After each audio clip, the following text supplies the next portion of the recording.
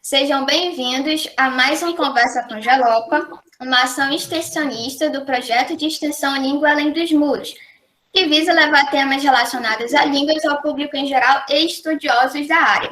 Nós trazemos especialistas, professores que estudam alguns aspectos da língua e da linguística para termos uma conversa. Ocorre quinzenalmente e hoje é uma excepcionalidade.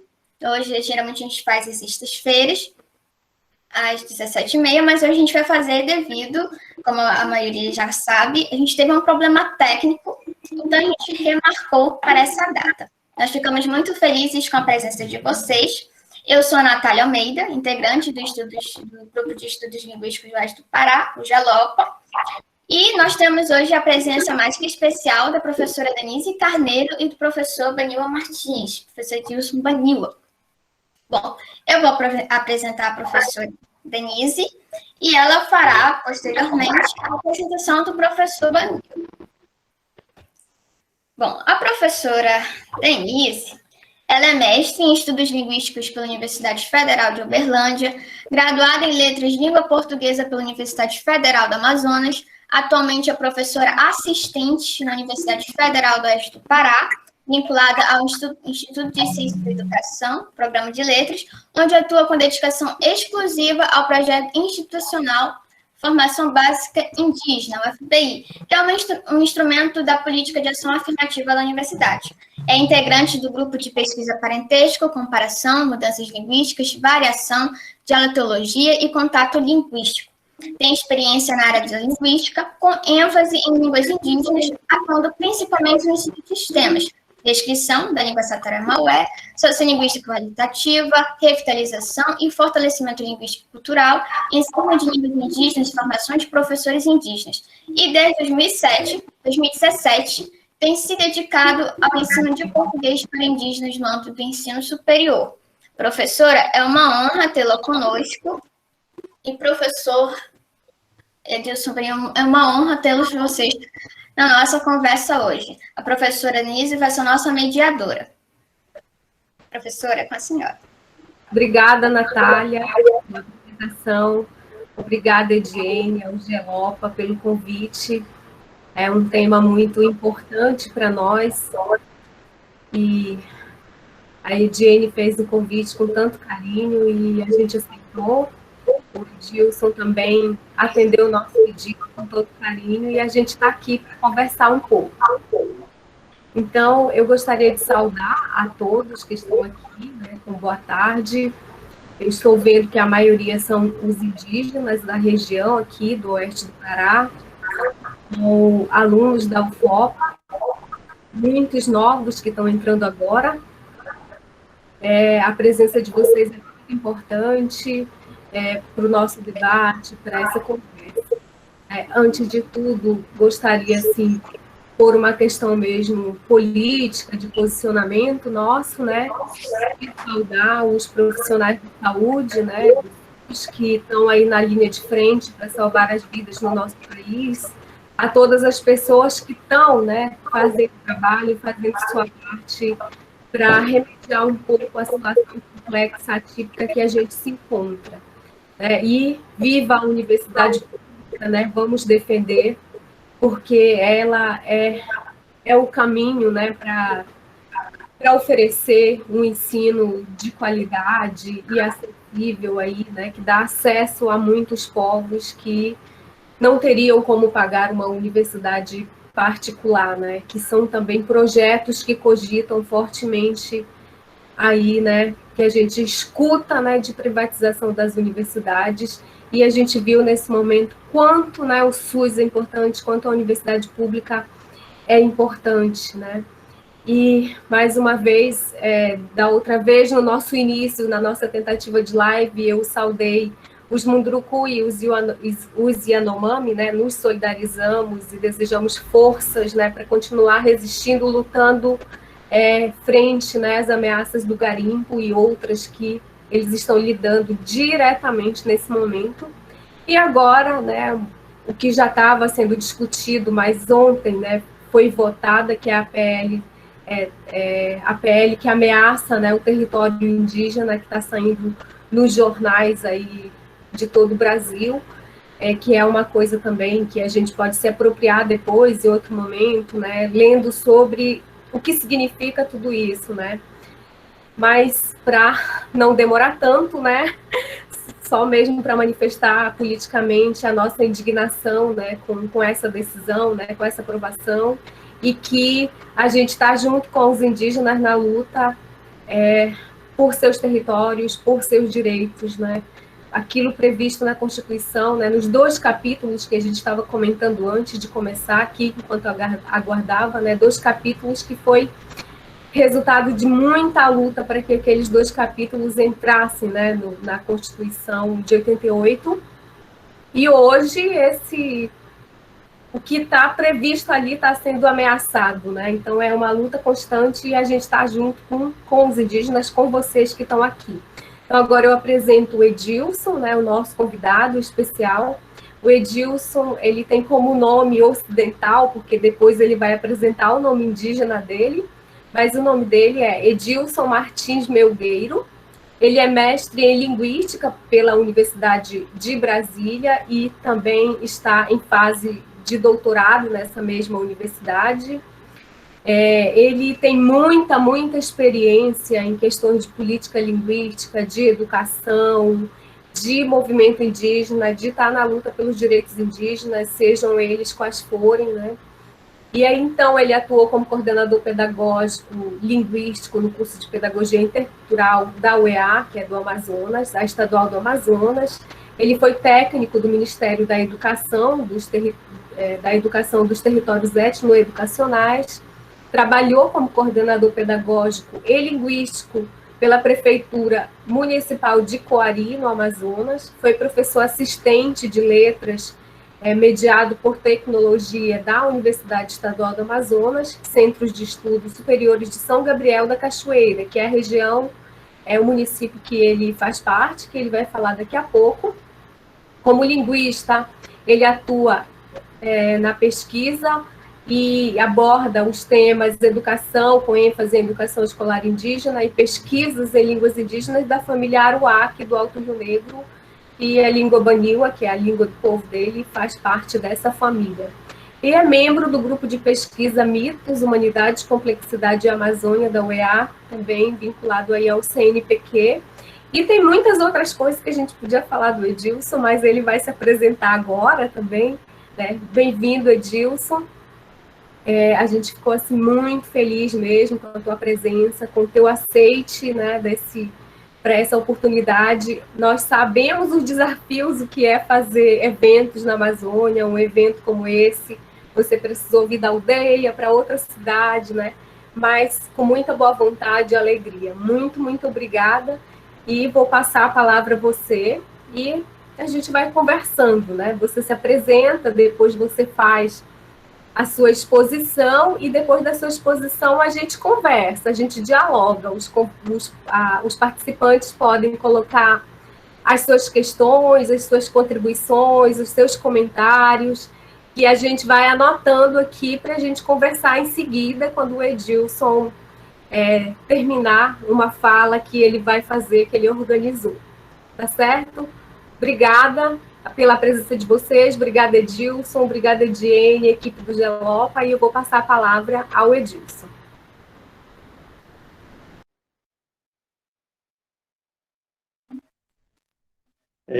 Harkawaika, Defkawaika no Kitinape, no Epitana Katakawali, Wanariana Mariku, no Neviki Bandiwa, Yanakaruka, Sianamita, Execereira Kadakawali e Xesemira Baniwa. Cuiriaçu, Ayumucame Pinharã, Ayengawarupi. Ishe Sereira Kadawali Seruri Hasi Keike. Ishe Sereira Kadawali Seruri Hasi Keike. Ayuri Wanariana Sui, Akuntari Aramperu. Ayuri Wanariana Sui, Akuntari Aramperu. Yawerupi Seruri Aikupeiru. Yawerupi Seruri Hasaikupeiru. Yahweh! Boa tarde. Eu quero aqui agradecer o convite da professora Denise. Eu, no primeiro momento, não poderia deixar de me apresentar na minha língua paterna, né, que é Baniwa. Eu me apresentei dizendo o meu nome. Meu nome, na mitologia Baniwa, chama-se Kadakawari. Kadakawari é uma pintura esquerda que a gente usa, né, no tornozelo dos momentos que nós fazemos as nossas festas de iniciação, que nós chamamos de Karizama em Baniwa, ou Cariamã na língua Ihengatu. E depois eu me apresentei para vocês também na língua Ihengatu. É uma das outras línguas também que eu falo. A minha primeira língua é Baniwa, e a segunda língua Ihengatu, a terceira língua é português, né? A quarta é o espanhol, depois eu entendo um pouco o tucano, né? O Yanomami, por estar junto com eles ali também vários anos. São algumas outras línguas que a gente tem tido um pouco domínio e conhecimento. Então, me apresentei para vocês dessa forma, porque nós sabemos que nós, povos indígenas, a gente tem várias formas de apresentação, né? Pode ser oralidade, falando, mas pode ser dançando, pode ser cantando. Então, eu usei apenas uma forma de apresentação, né, que nós, do povo Aruac, especificamente Banil, costuma fazer. Bom, muito obrigado, professora Denise, pelo convite. Obrigada, Edilson. Foi bonito, foi lindo. Deixa eu te falar, assim, tá um pouco baixo para a gente. Deixa eu te perguntar, onde você está, não é possível tirar a máscara? Eu acho que sim, professora. Ou é para a gente ouvir melhor? Eu vou tirar a máscara aqui. Tem muitas pessoas aqui, mas eu estou numa sala mais reservada. Eu vou tirar, tá bom, professora? Se não for causar nenhum problema. Obrigada.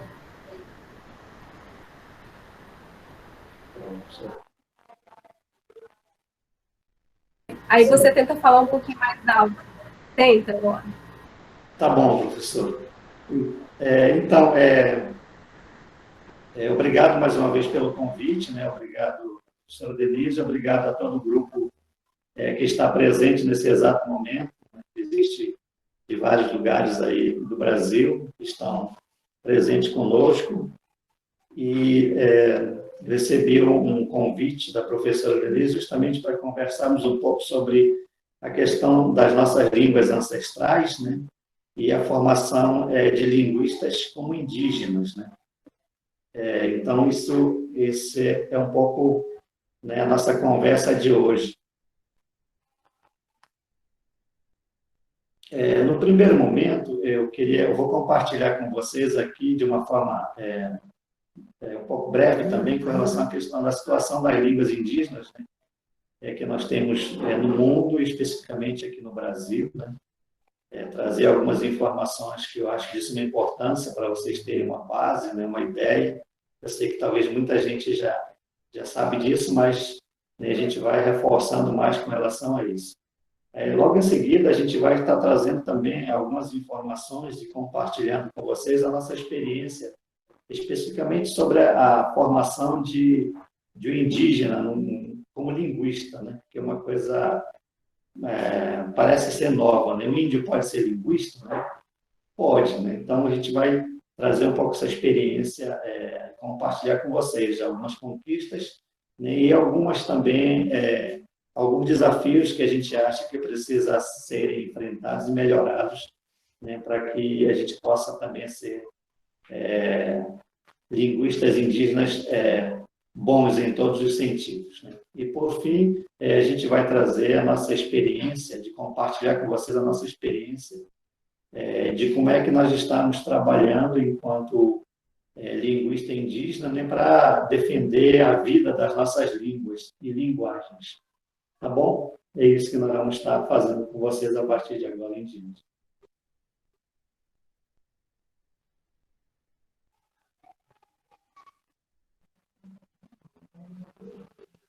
Professor, eu estou colocando o primeiro quadro sobre a questão da situação das línguas do mundo. É possível compartilhar isso, né, professor, esse quadro? Dá para compartilhar aí na tela? Já estava compartilhado. Ah, tá. Você não estava escutando? Tá, então vou comentar com relação a isso.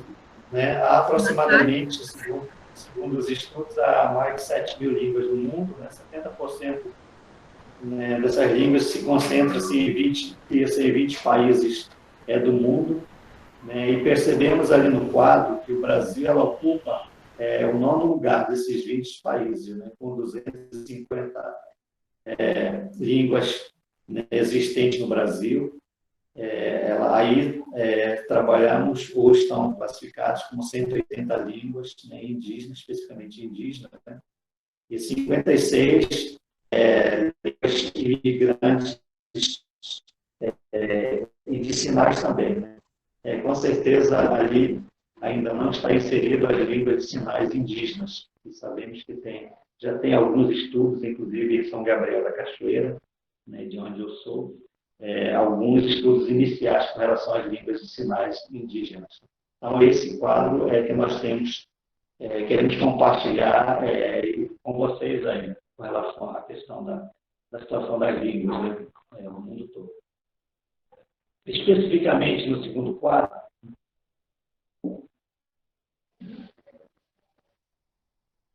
Segundo quadro? Especificamente no segundo quadro, que fala das línguas indígenas do Brasil, a gente traz os dados aí do professor Leon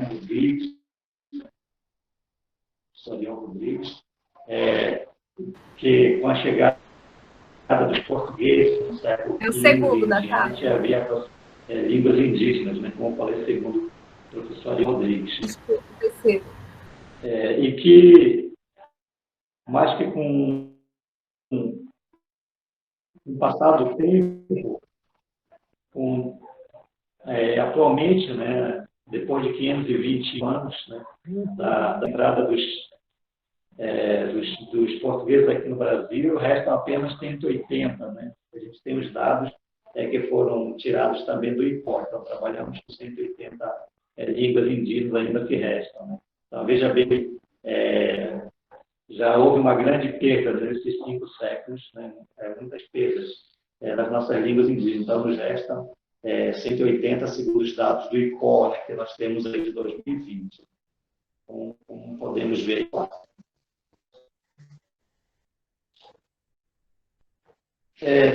Línguas indígenas do Brasil, de acordo com... Edilson, você está vendo os slides? Eu estou vendo os slides agora, do IPO. Estou vendo agora. Certo. Natália, volta um pouquinho.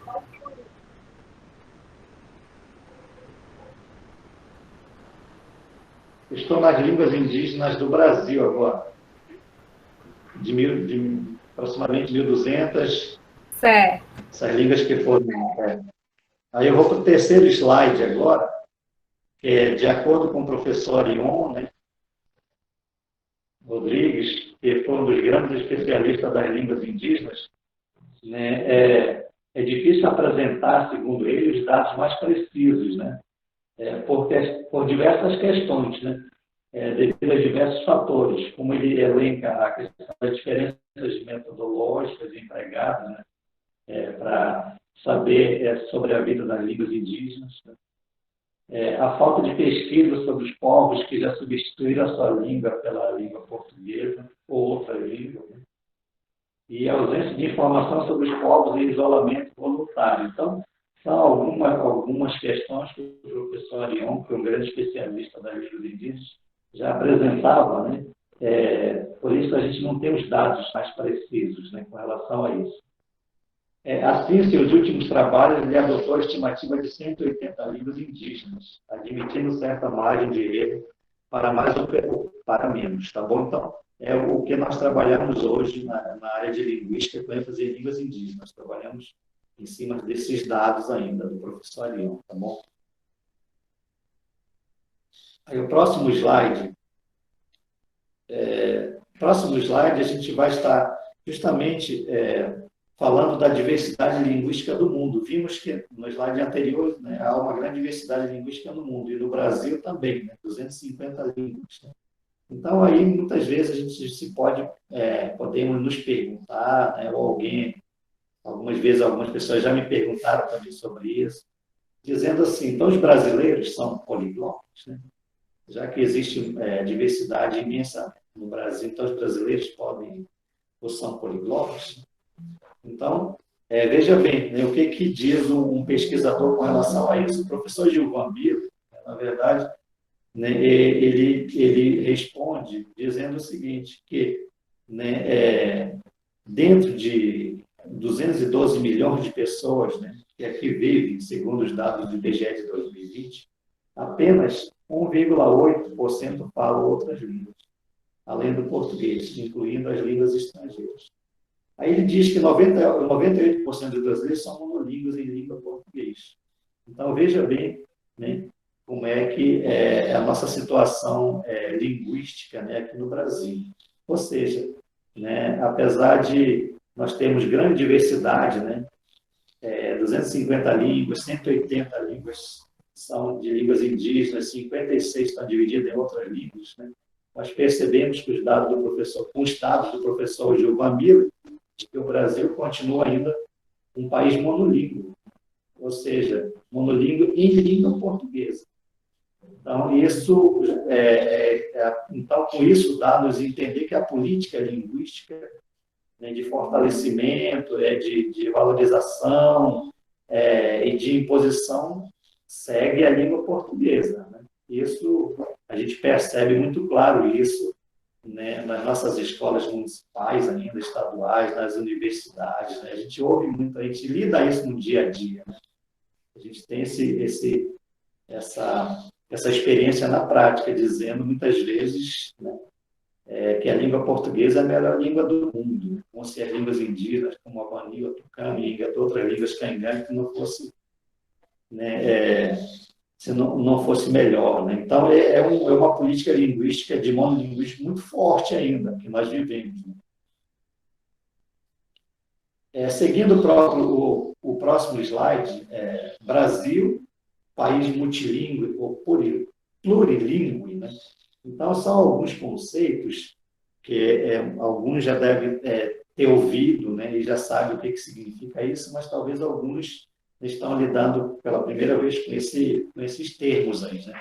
Então, para conversar sobre isso, a gente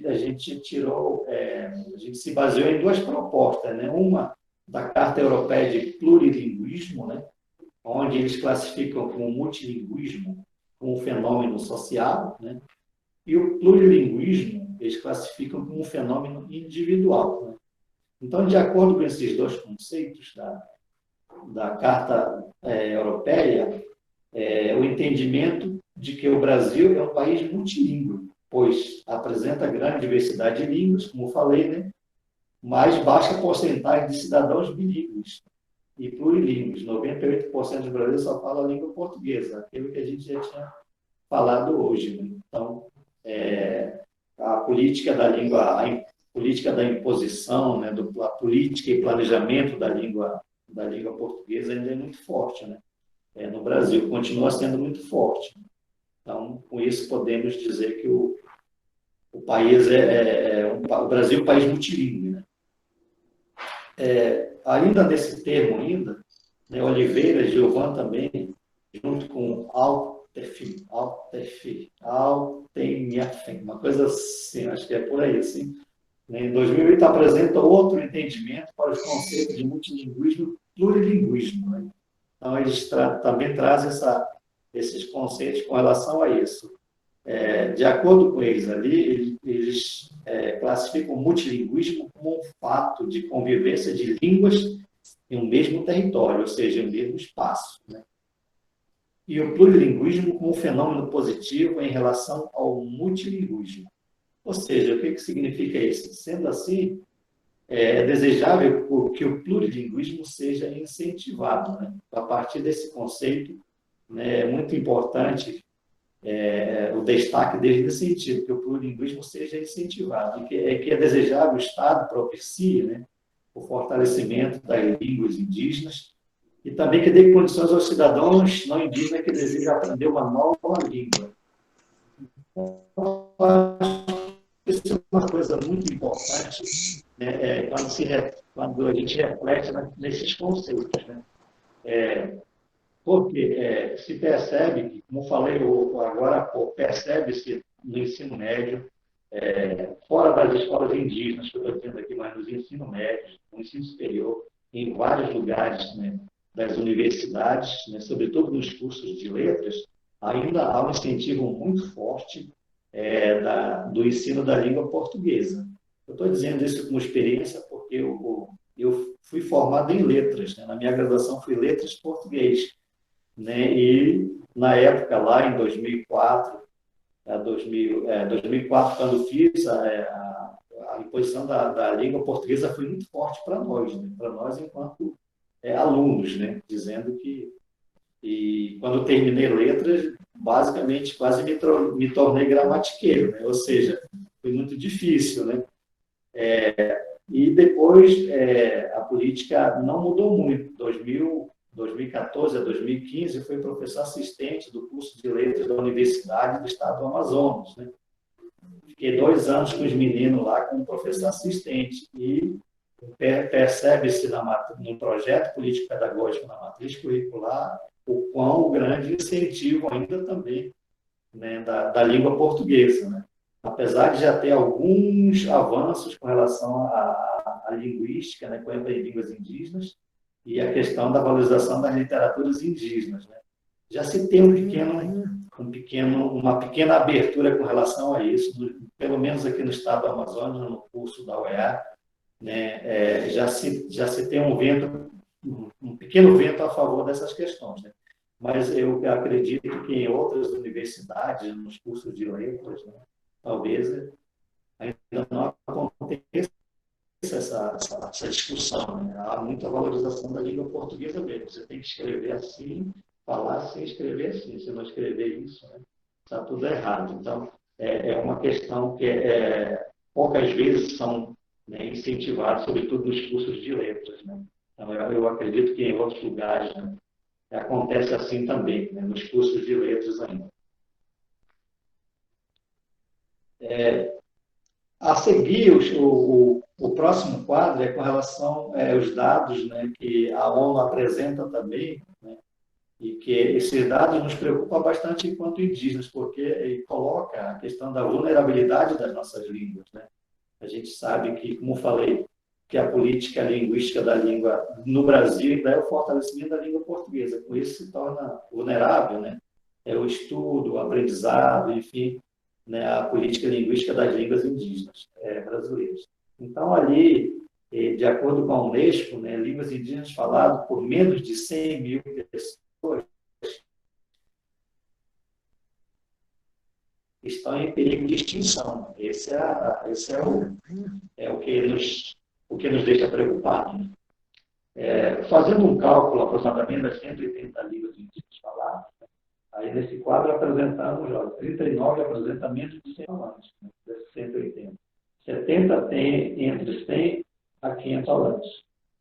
24 tem entre 501 a 1.000 e 47 tem mais de 1.000 falantes. Ou seja, né, dentro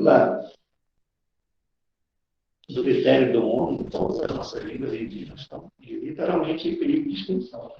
Então, por isso que as ações dos ensino médio, as ações para o fortalecimento das línguas indígenas são de suma importância, sobretudo, né, quando se trata dos programas dos cursos de letras, né, de graduação, de pós-graduação nas universidades brasileiras.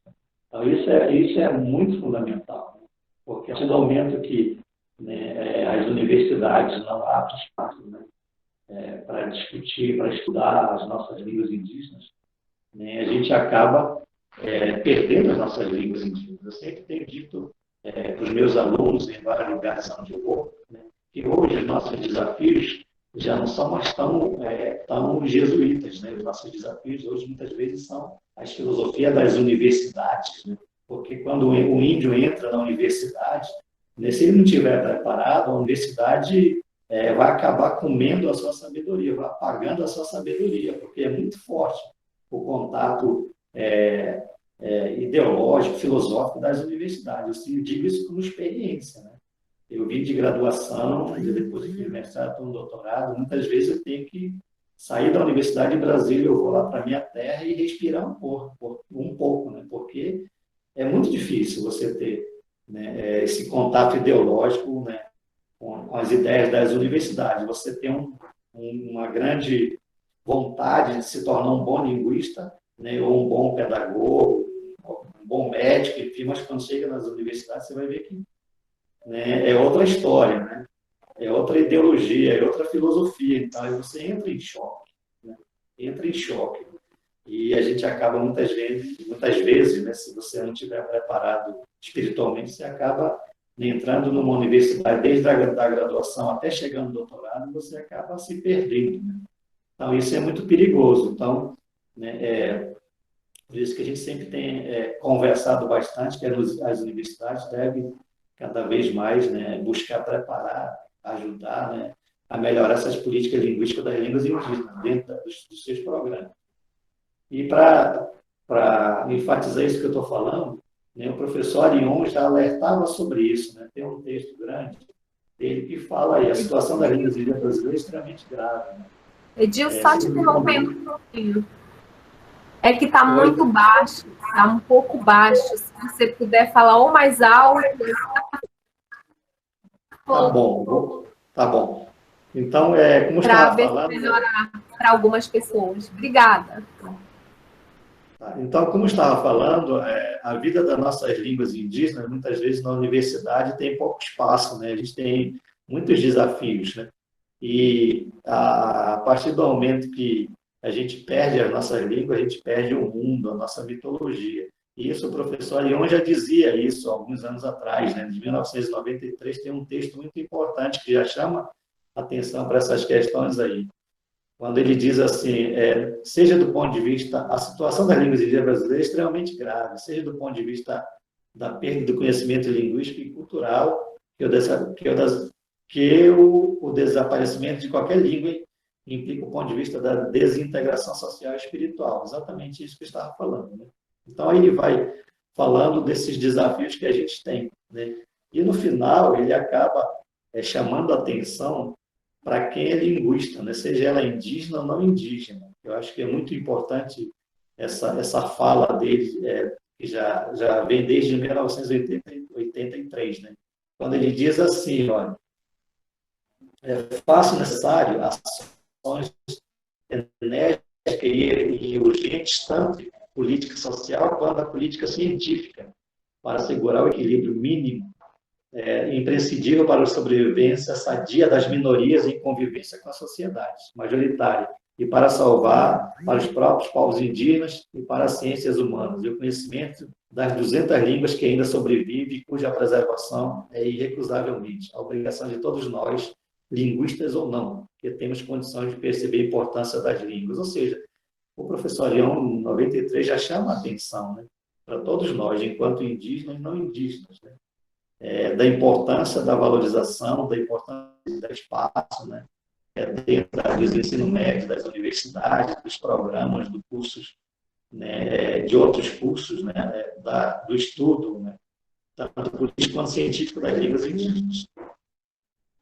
E, baseado nisso, né, nós estamos buscando fazer a nossa parte enquanto linguista, né? Mas antes de ser linguista, né, a gente já fazia essa parte, que eu dou aula de línguas indígenas desde 18 anos. Né? Então, antes de ser linguista, eu já era professor de línguas Baniwa e Igatu. Então, a gente vai compartilhar em seguida um pouco da nossa experiência, né, das nossas atividades que nós estamos fazendo. A seguir, tem um quadro, né, que representa lá a cabeça do cachorro, de onde eu sou, né, sou de São Gabriel da Cachoeira. Eu pertenço ao município de São Gabriel da Cachoeira, mas a minha aldeia chama-se Uanariano, né? Há mais de 300, 400 quilômetros acima de São Gabriel da Cachoeira. Então, esse é o mapa de onde eu vim. E muitas vezes eu tenho chamado que o Cabeça do Cachorro é como a terra das línguas, né? Então, a seguir tem um mapa lá mostrando um pouco São Gabriel da Cachoeira, aquelas paisagens também muito bonitas lá, né? O rio bastante encachoeirado, né? É muito bonito. Desde já faço um convite para a professora Denise, né? E a turma lá para a gente visitar algum dia lá, tá bom? Lá é a terra das línguas, né? Sempre costumo dizer. Bom, em seguida, a gente vai compartilhar a partir disso um pouco as nossas experiências, né? Formação de linguista, de indígena como linguista. Eu acho que um ponto muito importante, né? Não poderia deixar de falar, como falei, que nós, povos indígenas, a partir da Constituição de 88, né, a gente consegue ser visibilizado pelo Estado brasileiro, né? Os artigos 231 e 232. Então, foi uma grande batalha, como estava falando hoje anteriormente, né? Nossos avós, nossos pais derramaram muito sangue, né? O governo não foi bonzinho com a gente. Pegue o artigo 202, 201 para você, não disse isso. Nossos avós, nossos pais derramaram muito sangue para que a Constituição pudesse reconhecer nós a partir de 88. Então, foi uma grande conquista, né? E que hoje estamos prestes a perder essas conquistas. E a partir da Constituição de 88, especificamente no artigo 231, 232, já relata a questão da valorização das nossas línguas, né?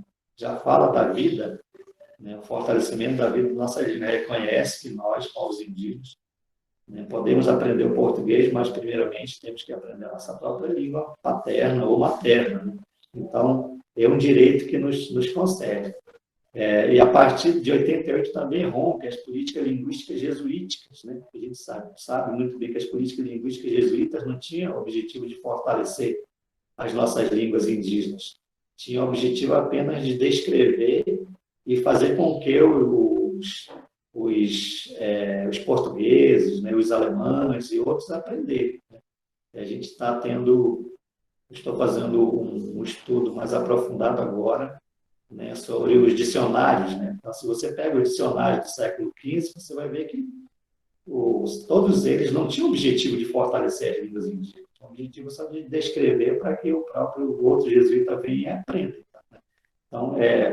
Então, a partir de 88, rompe em parte, né, essa política jesuítica que era somente, né, de não fortalecer as línguas indígenas. E, além disso, tem algumas outras conquistas no ensino superior que não deixa de ser importante para nós com relação à questão da criação das políticas de ações afirmativas, né? Algumas universidades, né, a partir da criação das políticas de ações afirmativas, hoje tem muitas universidades, não tenho agora na cabeça, né, mas tem um estudo do Cajueiro que faz um levantamento, já tem mais de 20, 25 universidades indígenas que adotaram as políticas de ações afirmativas, né? Cada um de uma forma diferente, mas também foi um passo importante, né, na graduação isso.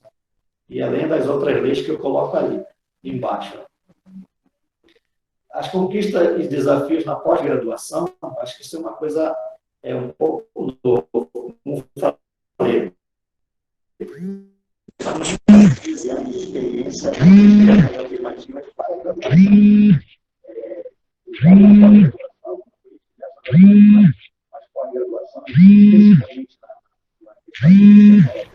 Tem um celular tocando. Aqui, mas eu acho Tem alguém com o áudio ligado ou Edilson? De entrar nessa política de ações afirmativas dentro do programa de pós-graduação de linguística na Universidade de Brasília, em 2007. Veja bem que foi uma grande conquista, porém, não foi fácil, né? Foi muito difícil. Na época, o professor Arion ainda estava vivo, né? Junto com a professora Ana Sueli, né? Nós enfrentamos barreiras, né? Muitas barreiras fortes dentro do programa de pós-graduação lá, de linguística da UNB. desde a elaboração do edital, né, como que iria ser a prova, né, se iria ser o inglês ou não, até a aprovação. Então, foi um passo muito duro, né? Não foi difícil, não foi fácil, não. Mas agora, graças a Deus, as coisas conseguiram melhorar em parte ali, né? Mas foi uma experiência muito, muito dolorosa, muito difícil também, por parte nossa e por parte também do Laboratório de Línguas Indígenas, que na época estava propondo elaborando os editais também. A luta, eu acho que uma coisa muito interessante é a apresentação, a proposta, a apresentação do trabalho de inserção de tese em português e em línguas indígenas. Eu acho que durante esse processo de 2006 para cá, houve já alguns avanços com relação a isso, né? Por exemplo, o Laboratório de Línguas Indígenas, né, o LALI, né, conseguiu, em parte, a apresentação da dissertação e tese em português e línguas indígenas. Até que minha tese de mestrado, na época lá, né, já saiu em português, e a minha dissertação de mestrado já saiu em português e saiu em Ingatu. Não consegui traduzê-la para... Não deu tempo para bani-la, mas já foi uma grande conquista. E depois também, já a defesa nas aldeias, né, desses últimos anos para cá, né, a gente consegue romper um pouco dentro da universidade essa questão da defesa dentro do espaço da universidade, né? Então, as defesas de mestrado e doutorado de alguns colegas meus da universidade lá de Brasília, que estão no LALI, já foram nas aldeias, né? Então, isso é um ponto positivo para nós, né? Mas, como eu falei, não foi fácil, ainda tem grandes empecilhos com relação a isso. E o retorno dos indígenas às suas aldeias também, eu acho que é uma coisa muito interessante, né? Porque todos os indígenas, né, nós somos quase 25 indígenas lá dentro do Laboratório de Línguas Indígenas que estamos estudando linguística, todos eles estão, na sua maioria, nas suas aldeias. Eles fizeram mestrado, uns já terminaram doutorado, mas estão lá na base, né, justamente trabalhando com o seu povo, com sua região, com o seu município. Então, é um ponto muito positivo que eu consigo observar isso, né? A partir dessa experiência da Universidade de Brasília, através do LALI, já recentemente, em 2014, né, a Universidade Federal do Rio de Janeiro criou um programa de mestrado profissional em línguas indígenas, né? Eu não tenho aí os dados em mãos, mas já deve ter formado alguns parentes indígenas de todo o Brasil, né, nessa universidade. Além disso, também, né, a Universidade Federal de Goiás também, né, tem aberto espaço lá para a questão dos estudos das línguas indígenas. Tem muitos parentes indígenas também que estudam lá. A Universidade Federal de Roraima também tem visto, né, abrindo esse espaço ali também para mestrado e doutorado. E a Universidade Federal do Amazonas ainda não tem como é que se diz, um programa específico, mas tem um convênio com outras universidades, né? A UEA também não tem. A UEA é a Universidade Estadual do Amazonas. Mas a gente não tem medido esforços para dialogar com essas duas universidades, né? Para que possam cada vez mais abrir esses espaços, não somente em licenciaturas interculturais, né, para a graduação, mas também nos seus programas de pós-graduação, né, em linguística para as línguas indígenas, né? Não tem como fugir dessa área, porque, como sempre tenho dito, né, a Amazônia, né, onde tem a maior população indígena do Brasil. Por que as nossas universidades não abrem espaço para nós, para estudar nossas línguas? Né? Por quê? Porque a UEA não abre, a UFAM não abre, a UFOPA não abre, enfim, outras universidades não abrem. Né? Por quê? Né? Então, a gente sempre questiona essas questões. Eu acho que está na hora de, né, a gente ter esses espaços dentro, não somente da graduação, mas também de pós-graduação.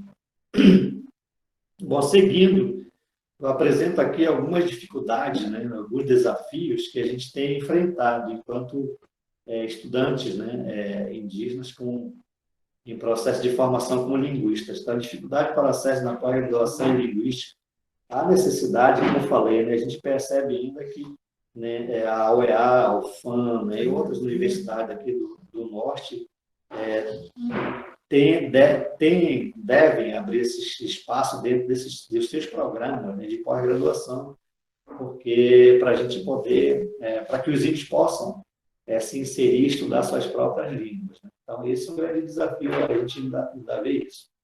Outro também com relação ao apoio financeiro e para a permanência dessas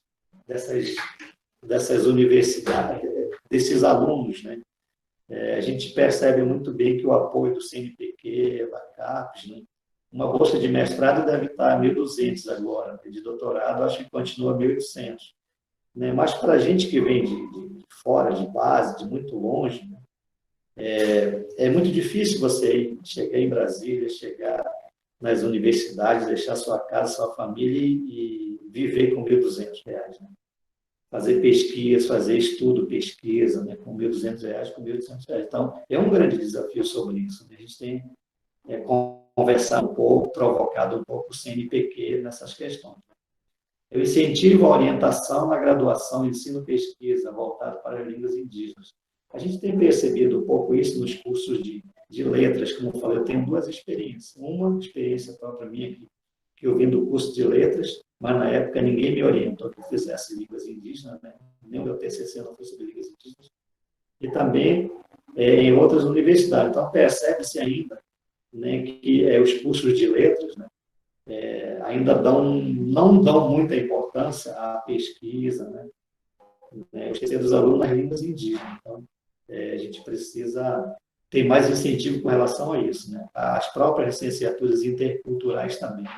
Embora é um grande avanço, as licenciaturas interculturais, mas percebe-se que dentro dos espaços das licenciaturas interculturais também há ainda pouco estudo das línguas indígenas. Eu digo isso como experiência também, porque sou professor formador também em algumas licenciaturas interculturais aqui no estado do Amazonas e fora do estado do Amazonas. A gente percebe um estudo das línguas indígenas apenas um horário muito pouco. E dificuldade para a elaboração de um projeto de pesquisa e para atender os trâmites documentais que os programas exigem. Eu acho que isso também é um grande desafio, né? A gente tem percebido isso, né? Muitos parentes eles dizem, professor, eu quero fazer mestrado, mas eu não sei fazer o meu projeto de pesquisa, né? Que eu não aprendi isso na graduação.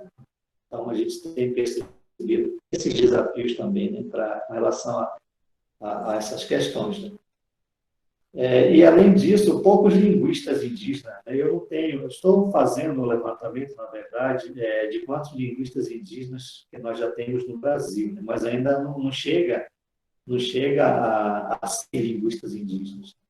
Ainda não chega a isso. Então, é muito pouco ainda, né, com relação a essas questões. E, além disso, as formações, né, de linguistas indígenas, na nossa experiência hoje, elas precisam também terem outras complementações, né? Que a gente sabe que no Brasil, né, as línguas, quando a linguística foi implantada no Brasil, o grande foco era a documentação e análise das línguas indígenas brasileiras. Esse foi um foco muito grande, né?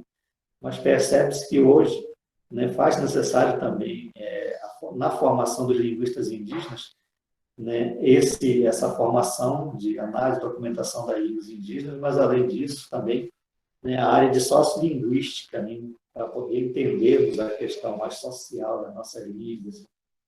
E, além disso, a questão da linguística aplicada, né, que é outro ponto, que muitas vezes a gente tem percebido na nossa experiência que não basta falar a língua bani, tucano e igatu, nós precisamos também pensar estratégias de como ampliar, né, a vida dessas línguas. Mas, além disso, também precisamos aprender a ser, digamos assim, um professor mais eficaz, né, da nossa língua, né? Então, tudo isso tem metodologias.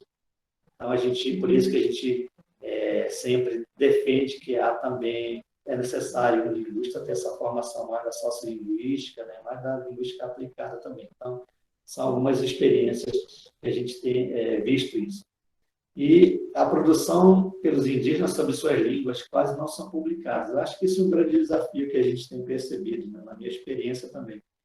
né? Eu digo isso desde as licenciaturas interculturais que acontecem no Amazonas, né? Que é feito pela UEA, pela UFAM, né? E muitos outros também indígenas que já fizeram seu mestrado, seu doutorado, né? Em outras universidades, você vê pouca produção, né? Pouca publicação desses materiais. Assim, eu lamento muitas vezes, porque muitas vezes as pesquisas são muito ricas, mas por não enquadrar no sistema de como tem que ser publicado, tudo direitinho, então essas publicações elas deixam fora, né? Eu tenho visto isso, tenho experiência isso, de ver essas pesquisas dos parentes com línguas indígenas, terminam o TCC e ficam aí mesmo, não consegue ser publicado por questão das metodologias do ABNT, né, e outros, né, que exigem muitas coisas. Então, a gente precisa estar atento para essas questões. Prosseguindo, a atuação de um linguista, de um indígena como linguista. Bom, a nossa experiência, como eu falei, diz que, né, a gente precisa cada vez mais se preparar, né? Porque a gente, além de ser linguista, a gente também é indígena. Então, a gente parte dos princípios muito básicos, né? Para a nossa experiência nesses últimos 10 anos, 12 anos para cá, né? Para a gente pensar e organizar uma política linguística das línguas indígenas, né? Sobretudo na nossa região lá do Alto, daí a gente parte desses princípios básicos, que é da organização, né? Que é a ação educativa, linguística voltada para o bem viver, material e espiritual dos povos indígenas. Eu acho que isso é uma coisa muito importante, porque a gente tem percebido que, né, na minha região tem muitas produções que já foram feitas, né? Mas estão voltadas mais à questão material, não se aprofundou muito na questão da espiritualidade, porque a língua é da espiritualidade. Se você não tiver uma espiritualidade forte, essa língua morre. Essa é a concepção nossa, sempre tem defendido isso, né? Então, por isso que a organização do material, né, para o bem viver das línguas indígenas tem que partir da espiritualidade para a materialidade. Então, a gente sempre tem trazido isso. E outra, a participação, né? E a gente tem tido como ponto de partida para a gente pensar numa política de planejamento linguístico, né, deve haver a participação daquele povo lá, dos Bandiga, dos Baré, dos Tucano, enfim. Né? Não dá para eu, como linguista, pensar sozinho, né? Salvar a vida da língua Tucano, Bandiga e Inga. E a outra é a questão da solidariedade, que é a questão da partilha dos problemas do compromisso. Esse é um pilar interessante dos povos indígenas, e a gente sempre tem trabalhado com a coletividade. Os povos indígenas, a diferença dos povos indígenas para os não indígenas é a coletividade. Então, a gente sempre tem valorizado esses 3 pontos, a participação, a solidariedade e a organização. E dos pontos de vista mais pedagógicos, né, quando a gente tem pensado em elaborar programas e projetos, né, ou cursos de línguas indígenas, né, se baseamos em 3 princípios norteadores, que é a língua, né, que revela e determina o pensamento linguístico, a cosmovisão, a economia e o parentesco. Então, essa é uma ação pedagógica mais linguística, né, que a gente tem adotado a partir desses 2 pontos, né, norteadores, que se pensa em programa, em projeto e cursos de línguas indígenas. E, além disso, o trabalho, como eu falei, de um linguista indígena, na política linguística, todas as decisões são tomadas de forma coletiva, como já foi dito, né? Os povos indígenas são coletivos, então, todas as nossas ações, nossos projetos, programas que a gente pensa, são tomados de forma coletiva. Essa é uma prática milenar que a gente vem sustentando até agora. E, além disso, a consulta, que é garantida pela legislação, da OIT, né? O 69. Então, também. E aí a gente pode entender que, muitas vezes, se a comunidade pode abandonar a língua indígena, se a comunidade quer revitalizar a língua indígena, ou quer adotar uma outra língua. Então, são alguns pontos importantes que a gente que faz parte dos princípios do nosso trabalho como linguista indígena. Outro, elaborar em conjunto o planejamento linguístico. Eu acho que isso é uma coisa que nós estamos aprendendo, né?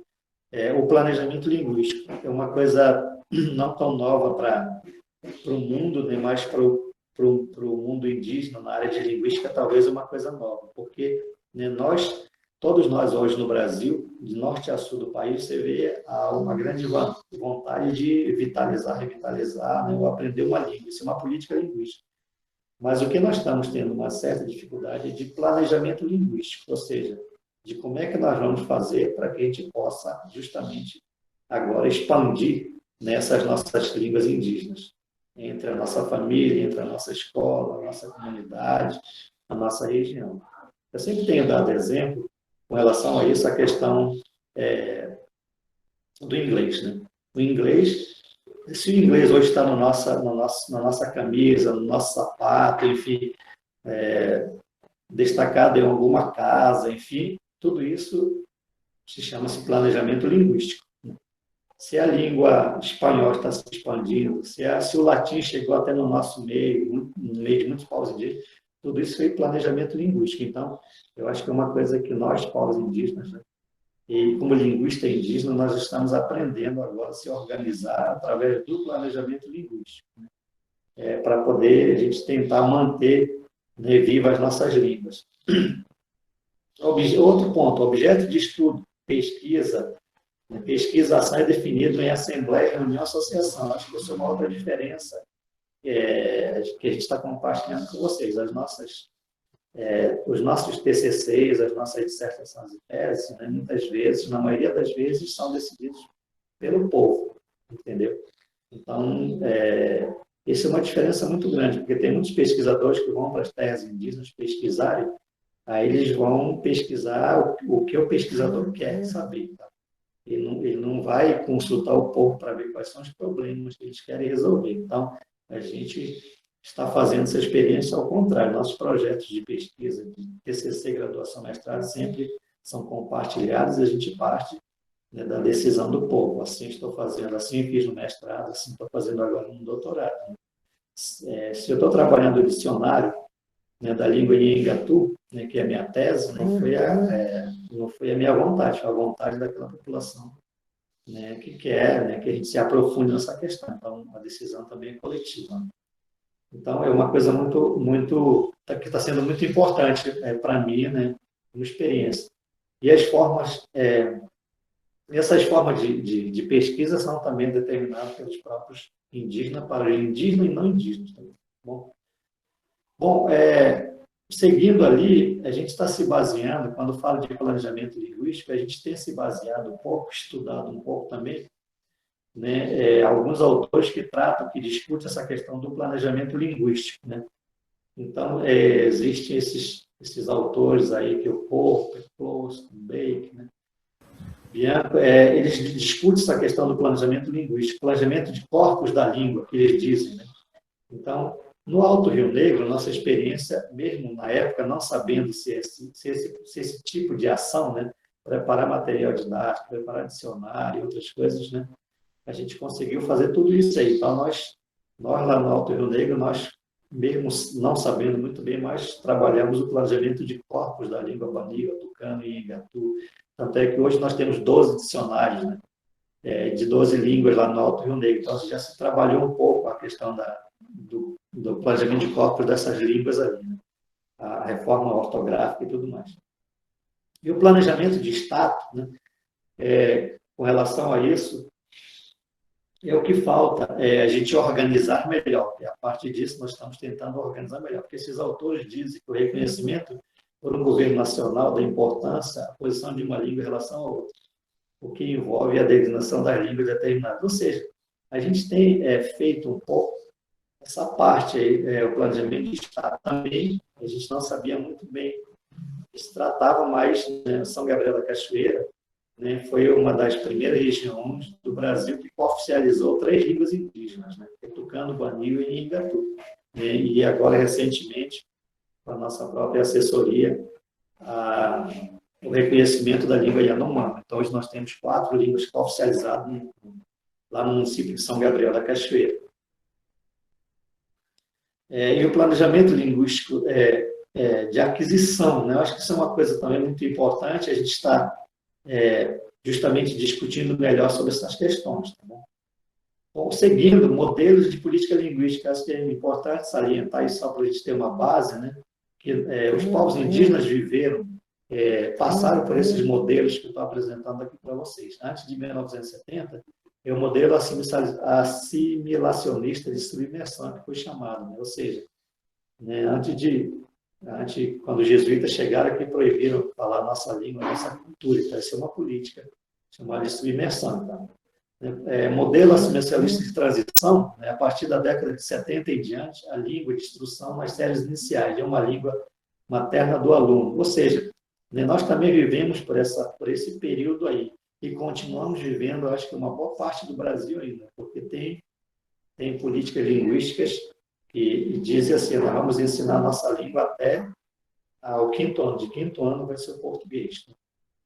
Então, é uma política que muitas escolas indígenas estão adotando isso, e a gente está rediscutindo essas questões. Geralmente, se vale a pena ou não vale a pena. Modelo assimilacionista de transição, multilinguismo, passa a reconhecer também outras duas línguas com relação à política educacional. E a política de enriquecimento linguístico, o objetivo educacional é garantir a discussão da língua minoritária na escola. Ou seja, essa política de enriquecimento linguístico, também nós estamos já conversando lá no Alto Rio Negro, porque a gente percebe que e os povos têm dito para a gente, olha, nós queremos não somente dar aula de línguas indígenas, nossas aulas têm que ser em línguas indígenas, desde a alfabetização até o ensino médio, né? Então, nós estamos discutindo hoje essa questão dessa política de enriquecimento chamada linguístico, né? Que a nossa ideia é que a gente possa dar aula de matemática, português, história, né? Tudo na língua banil, tucano e ingatu. Vai ser um processo, né? Então, a gente tem já levantado essa bandeira. Seguindo, a educação escolar indígena e política linguística no Rio Negro. Só para trazer para vocês, né? Não tem como falar de política linguística do Rio Negro sem falar da educação também, mas aqui só para socializar com vocês, né? Como é que foi, né? Antigamente, a maloca aqui, né? Onde os nossos repassos, nós não tinha escola na época, né? O repasse era feito pelos pais e pelas mães, a todos nós, né? Depois, o tempo das malocas, que nós chamamos, né? O repasse é a valorização do nosso conhecimento do lado de fora. Depois, houve o tempo das missões salesianas, na nossa região do Alto Rio Negro, então, os salesianos, né? Aí lá você vê uma grande diferença, né? Todo mundo já com o cabelinho cortado, com todo mundo sentado um atrás do outro, ninguém pode falar a língua, né? Tem que rezar antes de entrar na sala de aula, sair da sala de aula. Então, todo esse processo aí, né, que nos foi imposto, né? A proibição das línguas. E o tempo das escolinhas rurais, né? Que, na verdade, não mudou muito a metodologia. A ideia era continuar a catequização, né, e a proibição da cultura e da língua. Professor Edilson? Oi. Oi. Boa tarde. Boa tarde, eu sou o Ivo Você quer fazer pergunta? Sim, desculpa, tá? Você pode pôr no chat, por favor. Você quer fazer pergunta, né? Isso. Eu ia coloca no chat. Mas tá bom, eu vou colocar no chat. Ok. Posso continuar? Pode, por favor. Ok. E aqui no próximo quadro, apenas para ilustrar para vocês, né, que na região do Alto Rio Negro existem quatro famílias linguísticas, que é Tucano Oriental, né, que são essas aí, a família Aruac, da qual pertence, a família, esse nome Macu, ela já saiu, né, estão dando outro nome agora, na discussão, né, outro nome que eu não coloquei ainda aqui, tá? E a família Yanomami. Então, são essas, um total de 23 povos indígenas que fazem parte dessa diversidade cultural no Alto Rio Negro. E ali, em seguida, não dá tempo aqui, mas eu tenho outro quadro aqui, professora Denise, da situação linguística dessas línguas, né? Eu estou finalizando essa pesquisa. Na verdade, a situação mais real dessas línguas, né? Por exemplo, Banil, são 6.000 próprios Banios. Quantos falantes Banios tem? Né? Baré, quantos falantes ativos e passivos? Eu estou concluindo esses dados aí. Talvez na próxima a gente pode conversar sobre isso. Bom, e as línguas cooficializadas que eu levantei, né, há 2 meses atrás, 3 meses atrás, eu fiz um levantamento para que se só ter uma base melhor, né, dessa política linguística no Brasil, né, de 180 línguas, né, que nós temos apenas 11 línguas indígenas. 13 línguas indígenas ainda foram oficializadas agora, né? Então, coloquei esse quadro aí também, levantei com línguas, família linguística, município, estado, e a lei que oficializou essas línguas. Mas, só para a gente ter uma ideia, é muito pouco, né? É total de 13 línguas indígenas oficializadas, um total de 6 estados, né? Total de municípios 10, total de família linguística 8. Então, só para a gente ter uma base sobre como é que está a política linguística, tá bom? Bom, continuando as ações para o fortalecimento das línguas indígenas de São Gabriel da Cachoeira, a gente tem buscado, eu não coloquei aqui, mas uma das primeiras ações foi a demarcação das nossas terras, né? Que a terra para a gente é tudo, né? Se a gente não tiver uma terra demarcada, fica mais difícil organizar uma política de desenvolvimento sustentável, seja ela na saúde, na educação, nas línguas indígenas, né? Mas a nossa terra indígena, né, foi demarcada em 1997, não, 1900 e... não estou lembrado agora, tá? Mas esse é uma primeira política, tá? A criação e reconhecimento das escolas indígenas também foi muito interessante, a gente conseguiu, né? Nós temos hoje em torno de quase 225 escolas indígenas municipais, né? E mais 9 escolas indígenas estaduais, né? E a maioria das escolas estaduais já foram todos reconhecidas como escolas indígenas, das escolas municipais a gente está em processo, né, de reconhecimento para escolas indígenas, que a produção de material, de produção de literaturas, narradores indígenas, nós temos vários, né? Hoje já produzidos, né? Nas línguas indígenas, gramática, dicionários e outros. A construção dos projetos político-pedagógicos, incluindo o estudo da cultura e das línguas em escolas indígenas, né? Então, são esses aqui, né, desses PPP, que dentro da matriz curricular já garante também o ensino da língua Baniwa, Tucano, Ingatu e outras línguas. A produção de material didático em línguas indígenas, como canto, Ituriuca, Tucano, Baniwa, então nós temos esses materiais aí também. E o reconhecimento das línguas indígenas, como falei, né? Hoje são 4 línguas indígenas que foram reconhecidas. Formação de professores indígenas em licenciaturas interculturais, né? E nós temos esse programa também que ajuda a discutir as línguas indígenas.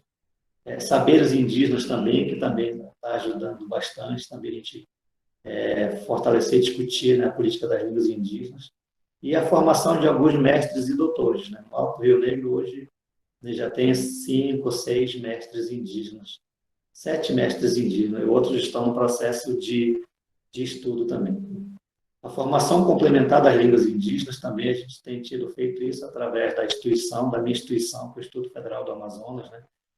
No Instituto Federal do Amazonas existe lá um espaço chamado IFAM-UNB, IFAM Idiomas, né? Então, nós estamos iniciando aí a formação também dos professores na língua Ingatu, Baniwa, depois vai ser feito em Tucano, e nessas línguas cooficiais. E o início da organização da política linguística das línguas indígenas também, que também nós estamos justamente coordenando essas discussões. Aqui só para demonstrar, né, no tempo das escolas de política linguística, como já mudou um pouco, né? A valorização da cultura, da língua, das linguagens, né? Então, essa é a era da educação escolar indígena mais atual, pós-Constituição Federal de 88. Aqui são alguns resultados de pesquisas, né, livros, né, e outros materiais didáticos e paradidáticos. Bom, e para finalizar, a política linguística não indígena. Os povos indígenas precisam mostrar interesse e vontade de falar a sua língua. Acho que isso é uma coisa muito interessante que a gente está aprendendo, né? E eu sempre tenho dito, não é a universidade, não é o Edilson, não é a professora Denise, enfim, não são os programas que vão salvar nossas línguas, né? Eles podem ajudar a salvar nossas línguas, mas, né, quem tem que dizer que quer falar a língua, a linguagem, são os próprios indígenas. Então, é uma coisa muito importante que a gente sempre tem dialogado com eles ali. O governo, em parceria com os indígenas, deve ampliar financeiramente recursos humanos, a elaboração de políticas de planejamento de gestão das línguas indígenas. Exatamente hoje, né, nós temos hoje nós indígenas conseguiram formular uma política de educação escolar indígena no Brasil, que já foi reconhecida e tudo mais. dentro dessa política de educação escolar indígena, existe ainda a carência de discussão, de formação de uma política linguística para as línguas indígenas. Não existe uma política linguística para as línguas indígenas no Brasil, né? Quem tem que fazer isso somos nós, indígenas, né? Juntamente com os parceiros. Aí eu convoco aqui os parentes indígenas que estão me ouvindo aqui, me vendo. Então, nós temos que formular essa política linguística para as línguas indígenas, né? Que é da nossa responsabilidade. Então, a gente estamos nessa luta. Deve haver união entre os pesquisadores das instituições brasileiras, com o objetivo de ter um ambiente saudável para a pesquisa das línguas indígenas. Acho que isso é uma coisa que a gente tem percebido, né, que talvez muitas vezes não ajuda muito a organizar, enfim, a fortalecer, né? A gente precisa sempre ter, né, tem muitas universidades hoje que trabalham com as línguas indígenas, mas a gente ainda consegue enxergar que algumas vezes há esse distanciamento um do outro, digamos assim, né? E eu acho que isso não pode acontecer, tem que ter união mesmo. Tem que ter união entre pesquisadores, seja indígenas ou não indígenas, a favor, né, das nossas línguas indígenas. No ensino médio, a discussão e a elaboração do PPP nas escolas indígenas, ou seja, né, é necessário que no ensino médio, nas escolas indígenas, que se reconstrui ou construa na matriz curricular um espaço para as línguas indígenas, né? Para o ensino das línguas indígenas, que muitas escolas indígenas não têm tido esse espaço ainda. Contratar ou fazer concurso público para os professores de línguas indígenas também. Nos ensinos médios indígenas do Brasil, a gente percebe muito contrato de professores, né? Só que esse contrato de professores de línguas indígenas, muitas vezes, é aliado junto da aula junto com a língua portuguesa. Divide a sua hora, dá 20 minutos de língua portuguesa, 20 minutos de línguas indígenas, né? Então, muitas vezes, os municípios, os estados, né, acabam não querendo contratar o professor de língua indígena, especificamente de língua indígena. Então, a nossa luta é que os professores, que o estado, o município, as universidades possam contratar professores especificamente das línguas indígenas, com carga horária igual à língua portuguesa. No ensino superior e pós-graduação, a discussão da elaboração, aqui no caso é interessante, na pós-graduação, como eu falei, é interessante nos cursos de letras discutir, né, para ampliar, né, essa questão da garantia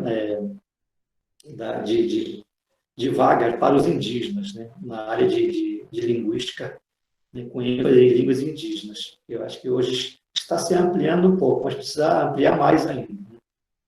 Um dia desse saiu um edital aí, eu acho que é aí, a professora Denise lá acho que é da UFOPA mesmo, do curso de letras, né? Eu vi pelo Face, mas, né, eu até sugeri que pudesse pensar, a próxima edital pudesse colocar vagas, né, para os indígenas dentro para fazer mestrado em línguas indígenas. Eu acho que é o curso de letras que estava oferecendo. Garantir esses editais, como falei, né, contratar ou fazer concurso público para os professores indígenas linguísticos também. Então, acho que esse é outro ponto importante, né, que a gente consegue perceber. Existem poucos linguistas indígenas dentro das instituições hoje, né?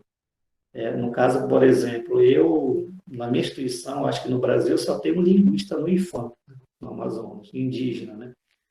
Não tem, acho que na UEA não tem, eu acho que na UFAM não tem, né? Então, a gente estamos nessa luta, estamos com essa bandeira de luta também. Na pesquisa, todos os estados devem planejar e dispor recursos financeiros para pesquisa e estudo das línguas indígenas. Acho que os estados brasileiros, né, precisam sempre disponibilizar, pelo menos, esses recursos financeiros, né, para pesquisa e documentação, enfim, das políticas linguísticas das línguas indígenas, o que a gente tem percebido muito pouco, né? Estão sendo diminuídos.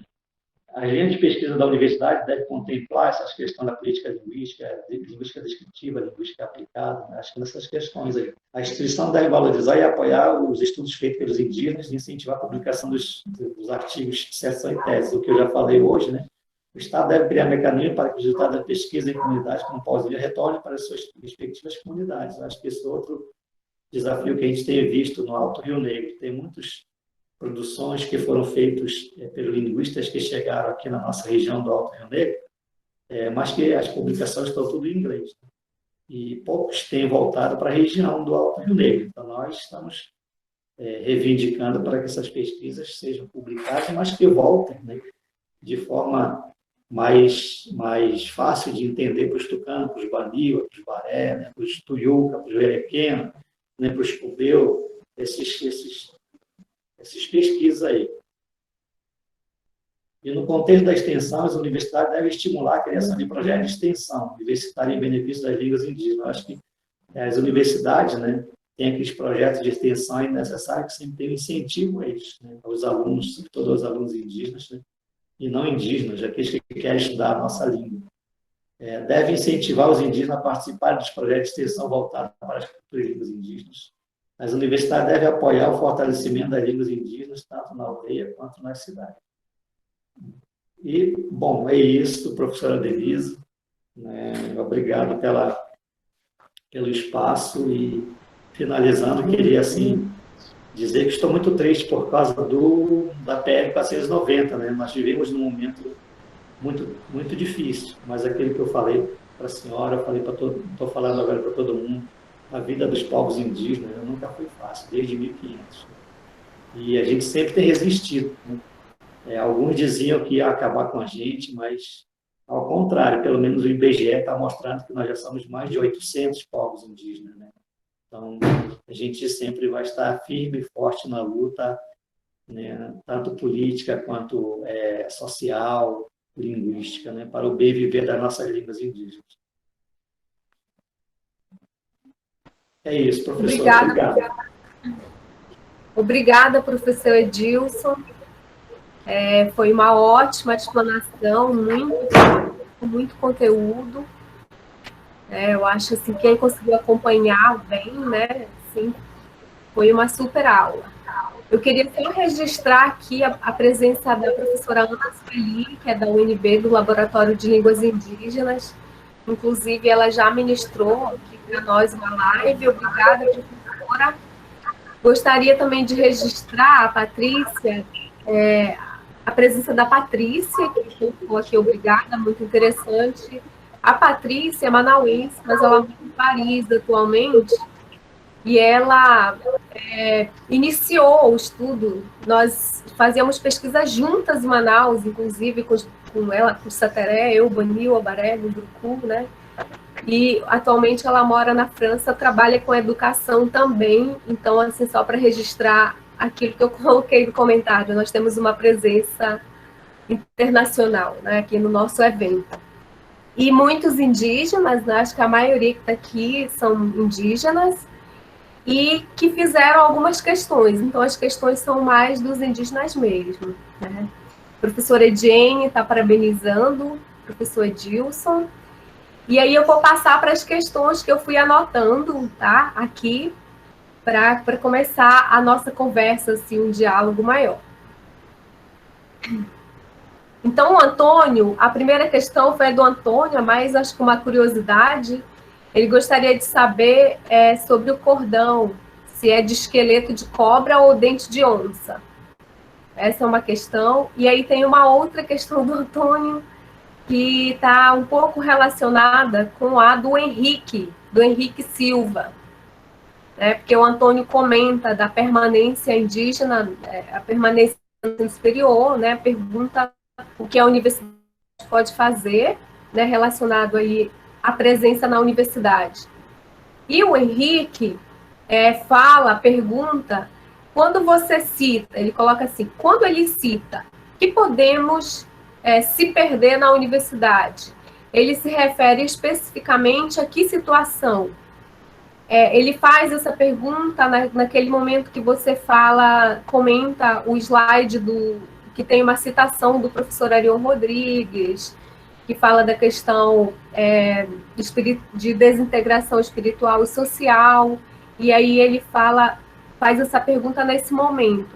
Aí eu acho que poderia ser essas duas questões aí sobre a permanência, né? E o Henrique fazem, e tem essa curiosidade do Antônio de saber sobre o material do seu colar. Aí depois eu faço as outras. Aí vou passar a palavra para você, tá? Para você responder as duas. Ficou claro? Tá sem áudio. Tá sem áudio, Edilson. Ficou claro, professor. Joia, então você responde essas, depois eu faço as outras. Tá bom, professor. Então, com relação à primeira, o meu colar, esse é dente de onça, tá bom, parente? É o dente de onça e esse aqui é osso de jiboia. É mais a questão mesmo de proteção mais espiritual, que a gente sempre tem utilizado enquanto indígena, banil, tá bom? E outra pergunta com relação à questão da permanência, né? Então, como eu falei, eu acho que a universidade ela tem aberto, né, abriu espaço para os indígenas na graduação, né, está abrindo espaço para os indígenas na pós-graduação. Mas precisa avançar muitas coisas ainda. As universidades precisam avançar muitas coisas nesse ponto. Né? Não basta só acesso. Né? Eu acho que o desafio maior agora não está no acesso, mas é na permanência. E a permanência é um grande desafio hoje, ainda mais com esse governo atual. Né? Eu digo isso porque eu convivo com meus colegas na Universidade de Brasília, eu vejo como é dificuldade você conviver com R$900 em Brasília. Pagar aluguel, alimentação, então a permanência, né, dentro da própria universidade. Então, acho que esse é um desafio muito grande. Né? E, além da permanência, não somente material, né, mas a permanência física, porque dentro dos espaços das universidades, muitas universidades não têm um espaço apropriado para que os índios fiquem. Né? A UNB, pelo menos, com muito esforço nosso lá, a gente criou o Centro de Convivência, né, dos indígenas. Então, nós temos um espaçozinho lá onde os indígenas hoje tentam conviver, né, um espaço mais apropriado. Né? Então, mas muitas universidades ainda não têm esse espaço físico. Né?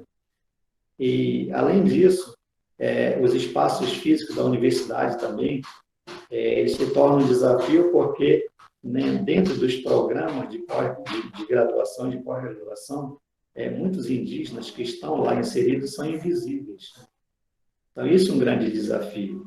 Você está sentado entre 40 alunos, 2 são indígenas, mas a metodologia de aula, né, a teoria que está sendo discutido, né, não é nada de Banil, Tucano e Igatu, a teoria é de outros autores, né, na área de linguística, na área de matemática, na área de enfermagem, na área de odontologia. Então, quando eu digo que é muito difícil, muito complicado, muitas vezes a gente se perder, eu estou dizendo nesse sentido. Porque as nossas literaturas ainda não são contemplados dentro das estruturas das universidades. Apesar de que nós já temos várias literaturas produzidas, né? Já tem muitos parentes que produzem literaturas, mas nessas universidades acabam não aceitando ainda essas literaturas. Então, quando eu digo que é muito, muito fácil de se perder do ponto de vista mais ideológico, mais de formação, é nesse sentido. Você vai ficar 5 anos na universidade e você não vai ver nada de literatura do seu povo, da sua área, da sua mitologia, consequentemente você se torna frágil, né? Espiritualmente. Né?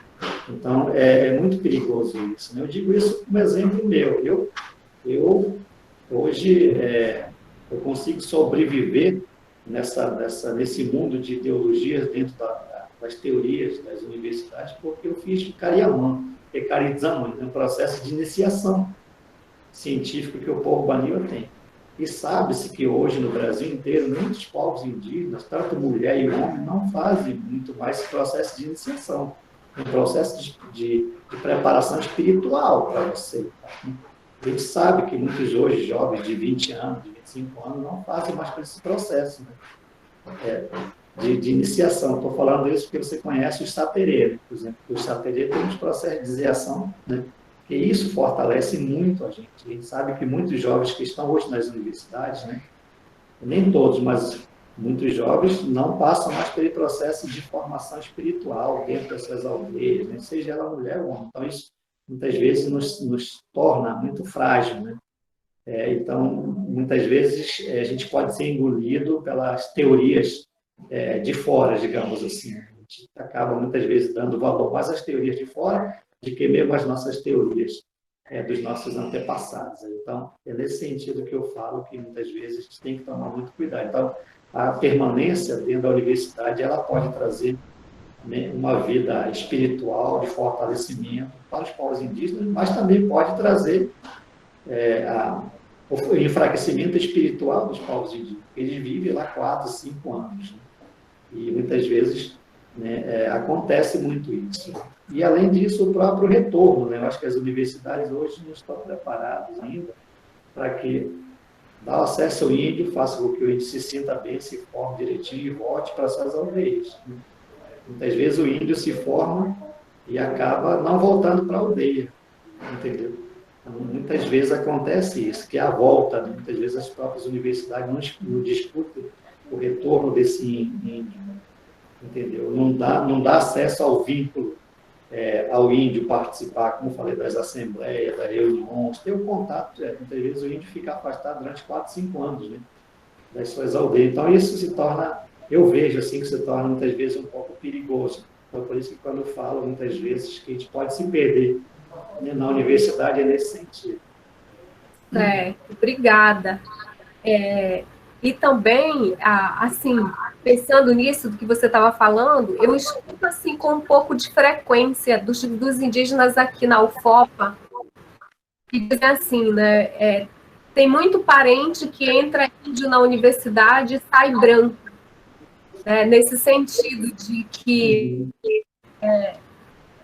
supervaloriza, às vezes, né? Alguns, né? No caso de alguns, muitos outros valores, aspectos da cultura, e não fica, né, no intercâmbio com a sua comunidade, né, no fortalecimento dos saberes. É isso que você colocou. E a Patrícia colocou que é uma outra questão depois, né, para não misturar. Se bem que está relacionada. Acho que eu vou fazer essa porque está relacionada. O processo de iniciação citado é específico para os indígenas que farão um percurso acadêmico? Será que deu para entender? O processo de iniciação citado, que você citou, é específico para os indígenas que farão um percurso acadêmico? Você estava falando que os indígenas já não fazem, né, os processos, os rituais. É isso, Patrícia? Será que você pode esclarecer aí? Sim. Sim, professor. Na verdade, nosso processo de iniciação, né, do povo Banira, do Baré, dos Aruacas e outros povos indígenas, na verdade, ele te prepara tanto para conviver no seu mundo, os próprios Banira, Baré, nessa diversidade, mas também te prepara para conviver no mundo afora. Então, esse processo de iniciação, eu sempre defendi isso, né? Porque se hoje eu estou vivo, né, no meio de... Eu tenho um percurso longo, mas se eu estou vivo hoje materialmente, mas sobretudo espiritualmente, né, porque eu me fortaleci nesse processo de iniciação. E consegue, nesse processo de iniciação, que eu falo que é Cariamã, né, que é um processo muito longo, de 7 dias, no caso dos guanis, que vão para a mata, ficam isolados lá, né, com acompanhamento dos pajés, conforme o que é mostrado lá, né, durante 7 dias, 7 noites, passando fome, necessidade, enfim, ele te prepara para conviver com todos os problemas, seja materiais e espirituais, no mundo guanil, no mundo baré, no mundo tucano, mas também no mundo que esteja ao seu redor, né? Então, eu acho que isso é uma coisa muitíssimo, que eu valorizo muito isso, né? Eu sempre tenho falado isso dos meus alunos, dos parentes ali, né? Que algumas vezes a gente tem essa dificuldade. Ok, então, posso fazer outra questão? Parece que ele ficou paralisado. Pode, né? Tá. Então, aqui uma outra questão é sobre preconceito. Foi a Cássia que fez. Cássia, do curso de Letras. Professor Edilson, existe preconceito linguístico entre os indígenas?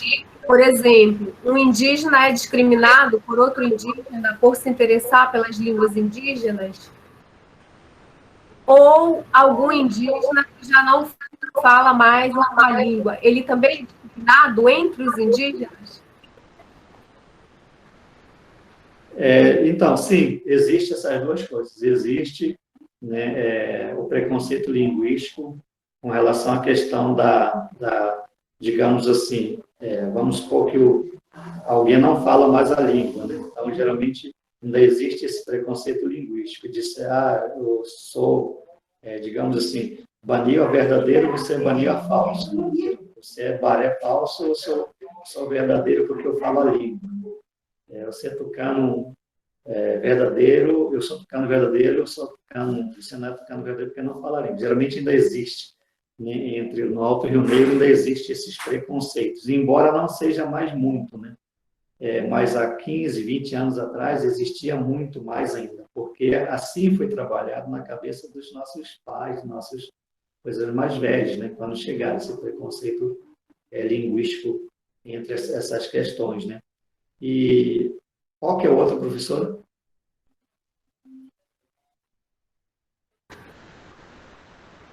Eu esqueci a outra, professor. Ela pergunta se tem preconceito por um indígena se interessar pela língua indígena, se ele é discriminado por isso, por se interessar pela língua indígena, e o contrário, né? Se existe preconceito por não se interessar, por não saber mais. E você falou de não saber mais. Mas existe por se interessar pela língua indígena? Então, professor, como eu falei, ainda no Alto Rio Negro, vou falar do Alto Rio Negro, ainda existe um pouco isso, porque a gente percebe muito, a última pesquisa que nós fizemos, deixa eu me ver, com a FOIRN e ISA, não estou lembrado, acho que em 2001, 2002, um levantamento sociolinguístico que nós fizemos lá, nós tivemos essa percepção, né? Dizendo, os próprios alunos, né, dizendo, professor, eu não quero mais estudar língua indígena porque meu pai não quer que eu estude, meu pai quer que eu estude português, né? Meu pai, porque eu vou fazer a prova em língua indígena, eu vou fazer o concurso em língua indígena. Então, ainda existe essa questão, esse desafio, né? Não muito, né? Não muito, mas existe isso. A gente tem ouvido isso. Então, tem algumas pessoas que dizem que está querendo estudar Baniwa, se tu não vai fazer concurso em Baniwa, se não vai fazer concurso em tucano, né? Então, ainda existe um pouco esse preconceito, né? Embora não muito, mas existe. Na região do Alto Rio Negro se ouve ainda essas questões. É compreensível, porque eles acabam vendo aí o lado da função, né? A professora Ana também pode contribuir nessa parte, né? Muitos ficam pensando, para que eu vou estudar minha língua se... Para quê, né? No lado prático, né? Eu escuto isso também, né? E realmente, né? A linguista está discutindo isso, a questão da função das línguas para que elas se mantenham, né? Seja a função dentro da comunidade, como que a comunidade, né, cria função. Até o Alexandre, que fez comentários aqui, ele estava me contando na aula de português, que ele está fazendo português agora, dizendo que eles, agora nessa pandemia, estão usando muito o Google Meet para falar Munduruku, para discutir as coisas em Munduruku, que eles estão achando muito interessante isso. Inclusive, tem uma pergunta dele que eu vou já fazer sobre isso, né? Então,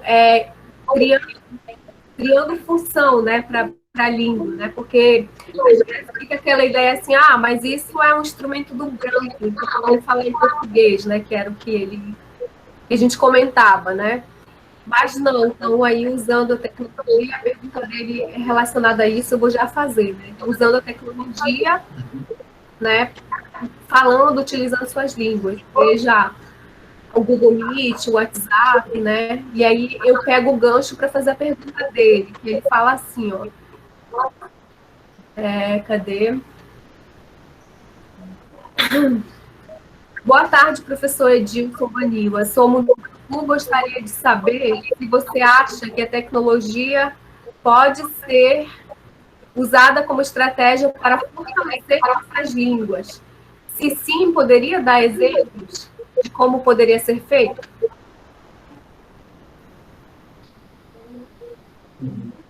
Deu para entender?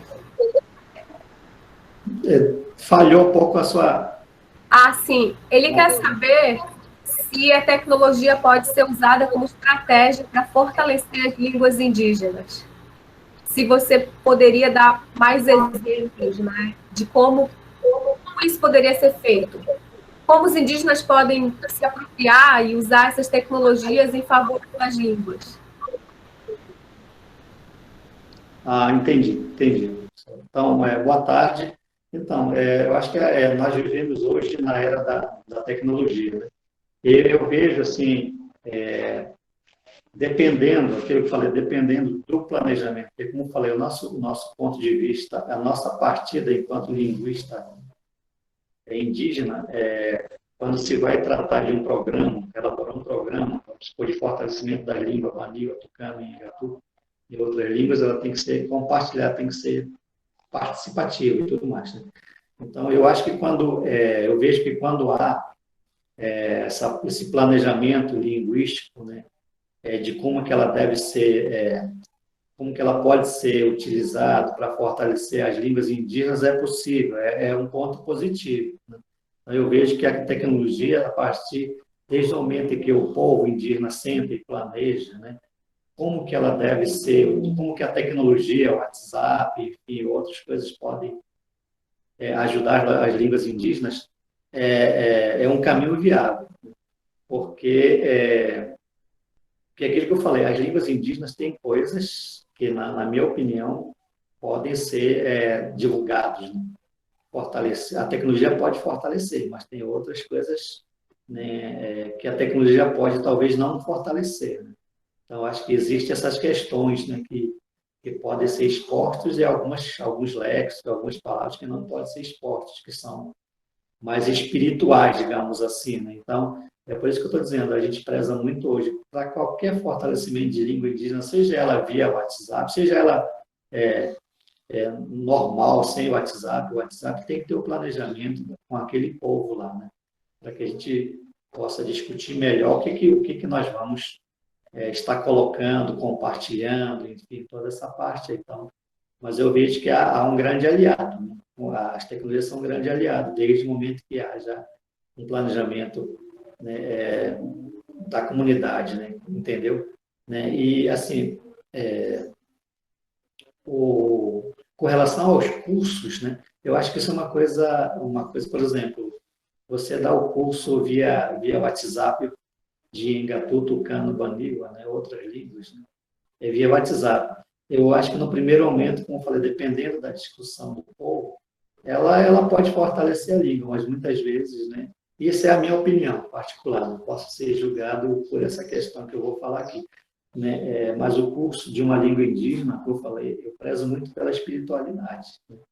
Então, eu acho que se você fazer um curso por WhatsApp ou por coisas de línguas indígenas, né, não é que ela seja, não é que ela possa ser fortalecida, não é que ela não pode ser fortalecida, mas eu acho que, né, ela cria uma certa dificuldade um pouquinho, né? Eu, por exemplo, eu trabalho com um curso de língua Ingatu, né? Já fizeram várias propostas para me dar curso pelo WhatsApp, e eu tenho até, nesse exato momento, se me recusar de dar aula de Ingatu pelo WhatsApp, né? Porque eu trabalho desde a concepção mitológica, toda essa parte aí que eu acho que ajuda muito, né, nessa questão. Mas é isso. Certo, obrigada. A professora Ana Sueli está se despedindo, que ela tem uma conferência agora. Professora, a gente agradece por prestigiar o nosso evento. Tá? Foi ótimo sua presença aqui. Obrigada. Boa conferência.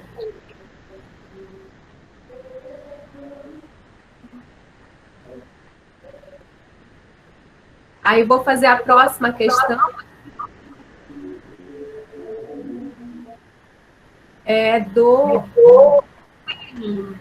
Ele diz, professor Edilson, na sua opinião, o indígena que não aprendeu a língua dos seus ancestrais pode aprender outra língua?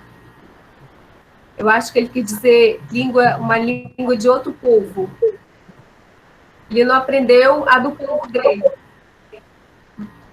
e poderia aprender de um outro povo indígena, Wilson, se você puder colocar aqui. Eu acho que sim, porque eu conheço o Wilson. E ele já comentou alguma coisa desse tipo. Então, é uma boa pergunta. Exatamente isso. Como eu falei, nós temos, no Brasil, nós temos três, digamos assim, categorias linguísticas, né, das línguas indígenas. Tem os povos que são falantes ativos das suas línguas ainda no Brasil, né? A gente não tem essa estimativa mais correta, os falantes ativos, esses 180, né? Tem os falantes que já são passivos, que nós chamamos, aqueles que só... Falantes ativos, aqueles que falam bem, né, discursam bem e tudo mais. E tem os falantes passivos, aqueles que só ouvem, né? Só entendem a língua, mas não falam mais a língua. Tem uma boa parte também. Aqui no estado do Amazonas nós temos essas categorias aí também. E tem aqueles que não falam mais a língua, que já perderam a língua por várias questões, né? E aí eu vejo uma grande questão da discussão da política linguística. Por exemplo, os barés, né? Os barés, por força do contato com o branco, eles acabaram perdendo a língua deles. E eles adotaram uma língua em Ingatu.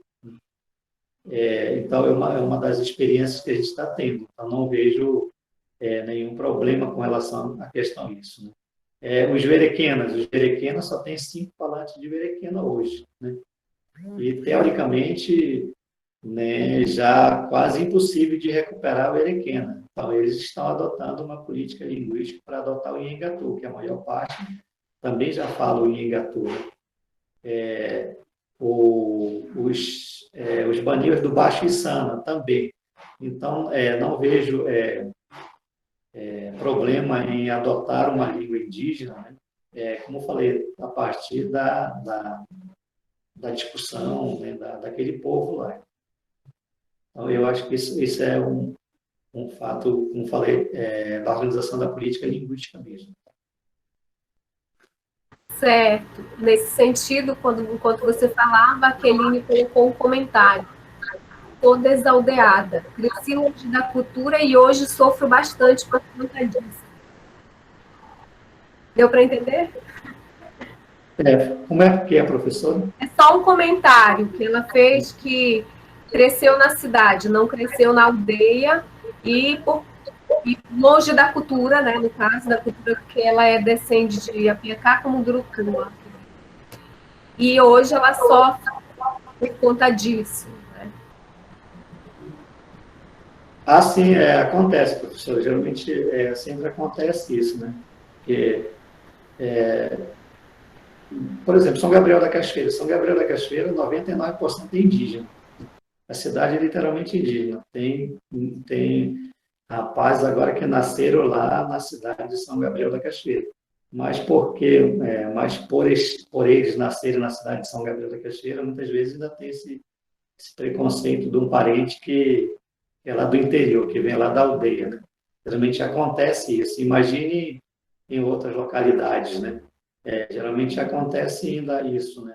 E, assim, tem algumas razões que acabam também, digamos assim, ajudando esse preconceito. Por exemplo, as políticas públicas, né, que nós conquistamos desde 88 para cá, infelizmente até agora são para os índios aldeados ainda, né?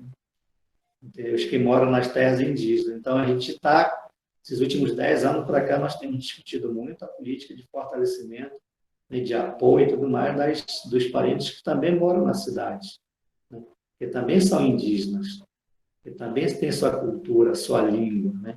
Não é porque ele é indígena que mora na cidade que não tem direito, né? Então, a gente tem discutido muito isso, né? Mas, como falei, né, então essas políticas também ajudam muitas vezes a criar esse certo preconceito, né, com as pessoas que moram um pouco ainda na cidade. Certo, muito obrigada. Aí acabaram as questões. A Patrícia fez um comentário, eu não entendi, Patrícia, o que significa, mas Se não tiver mais questões, nós vamos caminhar agora para o final, que são quase 3 horas da tarde já. E aí eu vou ver se a professora Ediene gostaria de... Ah, foi o gato dele que fez comentário no chat, tá? Professora Ediene, a gente vai caminhando para o final. Queria saber se gostaria de dizer algumas palavras, ou eu posso... Nós podemos finalizar aqui. Ela está dizendo que só gostaria de agradecer, que foi uma conversa maravilhosa. Parabéns. Obrigada, professora. Obrigada pela oportunidade. Então, eu vou passar a palavra para o professor Edilson, fazer as considerações finais dele. Aí, em seguida, eu fecho a nossa conversa.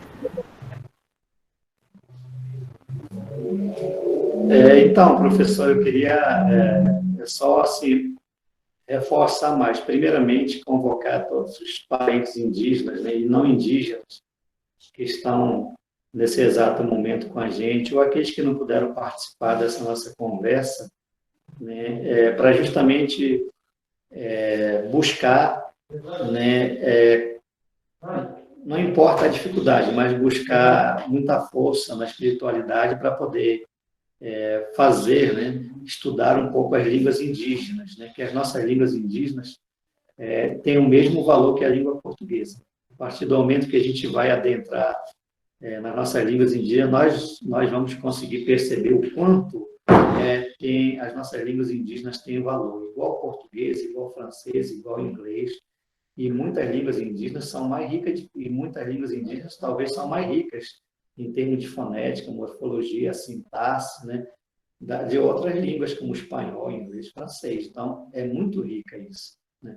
E que muitas vezes a gente acaba não entendendo isso, né? Por questão mesmo de pressão, né? Como eu falei, a pressão do monolinguismo é muito forte, mas, né, eu convoco a todos vocês, indígenas, não indígenas, né, que a partir do momento que você adentra numa língua indígena, você vai conhecer a cultura, né, a mitologia de todos os povos indígenas. É muito rica a língua indígena, tá bom?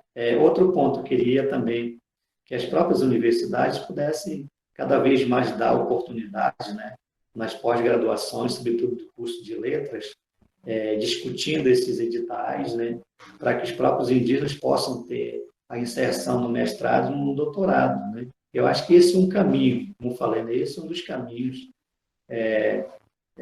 de os próprios indígenas, de nós próprios indígenas, sermos protagonistas, estudiosos da nossa própria língua, né? E aqueles que também querem contribuir, tem muitos não indígenas que são parceiros nossos, que gostam, que conhecem muito bem, né, que estão junto com a gente, que também possam adentrar nesse novo mundo, nesse novo conhecimento, tá bom? E, por fim, né, dizer a todos vocês, né, que estou muito feliz de estar participando desse diálogo. A gente, muitas vezes, como eu falei, vivemos um momento muito difícil, né, mas a gente continua firme e forte nas nossas lutas aí, professora, tá bom? E espero ter outra oportunidade. E um grande abraço a todos vocês aí. Que Tupã abençoe cada um de vocês. Muito obrigada, professor, pelas palavras.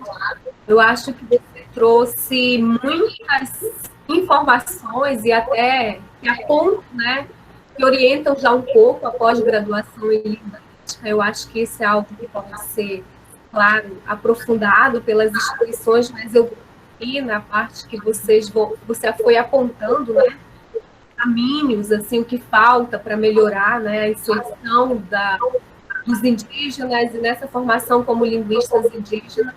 Então, foi uma fala que eu achei uma parte muito importante dessa conversa, né, que nós já temos, assim, de 2012 para cá, uma presença significativa dos indígenas na graduação, mas após, né, ainda tem aí os enfrentamentos para ganhar esse espaço, né, porque ações afirmativas na pós-graduação se começa a discutir agora, né, alguma forma de ter algum apoio, e é aquilo que você falou, às vezes é voltado realmente para a nossa cultura ocidental, né? E às vezes não se compreende aquilo que você falou da questão linguística, né?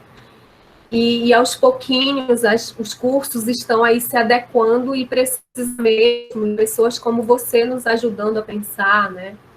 Incentivando também outros indígenas, como você falou, a se formar linguista e, sim, nós precisamos de linguistas indígenas nas universidades.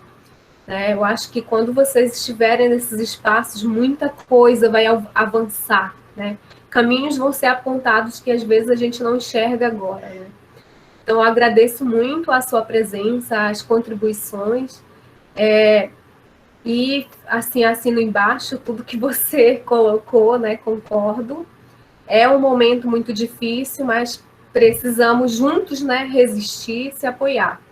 E aí, para finalizar, né, eu gostaria de falar de uma coisa que eu achei muito interessante, que o professor Gilvan está defendendo, né, que ele está informando e defendendo, né, que é essa pauta, a pauta das línguas indígenas pela Unesco, né, que sempre está trazendo mais nos últimos anos, e colocando como algo muito, muito importante e que os países precisam, né, refletir e agir quanto a isso.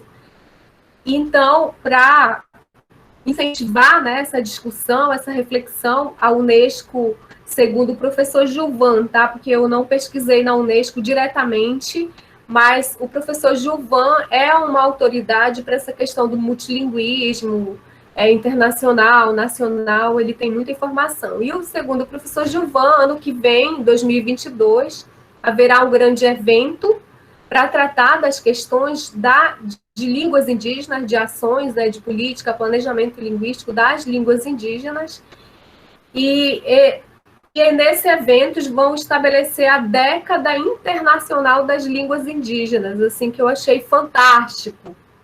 Né? Então, de 2022 a 2032 seria um momento aí para incentivar políticas, né, ações de política linguística, né, para as línguas indígenas no mundo, porque às vezes a gente não pensa no macro, né, mas há línguas indígenas em todos os países quase do mundo, né, na China, países da Europa, né, tem línguas indígenas e muitas, quase todas ameaçadas de extinção, né. Então, por conta disso, vai se estabelecer aí a década internacional das línguas indígenas. E o professor Gilvan, pelo menos onde eu vejo que ele está indo, ele também está fazendo convite para os linguistas brasileiros estabelecerem também a década nacional das línguas indígenas. Né? E ele aponta, inclusive, todas essas... tudo que está presente na sua fala, né? Você falou, deu mais dicas ainda, mas ele aponta como caminhos, né, para fortalecer, né, as línguas que estão anêmicas, que o professor Arion usava esse termo, né, as línguas que estão anêmicas, que estão meio adoecidas, que estão enfraquecidas, aproveitar essa década em sintonia com os outros países para fortalecer as línguas indígenas brasileiras. Então, assim, como para a gente também o desafio, né, eu estou junto nessa, né, de a gente fazer alguma coisa, né, o que for possível dentro da UFOP, a gente vai devagarzinho começando também a fazer. Então, eu encerro essa informação e para a gente refletir, né, sobre essa informação que é importante. Agradeço muitíssimo a presença de vocês que ficaram até agora. A participação ela ficou em média em 40 pessoas. Eu acho que é uma boa participação, por conta do horário, que muitos estão em aula, muitos estão trabalhando, e que vieram, né, na última nossa tentativa e não deu certo, e que não puderam estar agora, mas disseram que vão assistir depois, né, porque está sendo também transmitido via YouTube. Então, eu acho que foi uma ótima participação, eu acho que foi uma ótima conversa, e agradeço por esse momento ao professor Edilson, à professora Jane, o grupo do GELOPA e vocês que participaram. Então, a gente vai encerrar aqui, tá certo? Muito obrigada, boa tarde.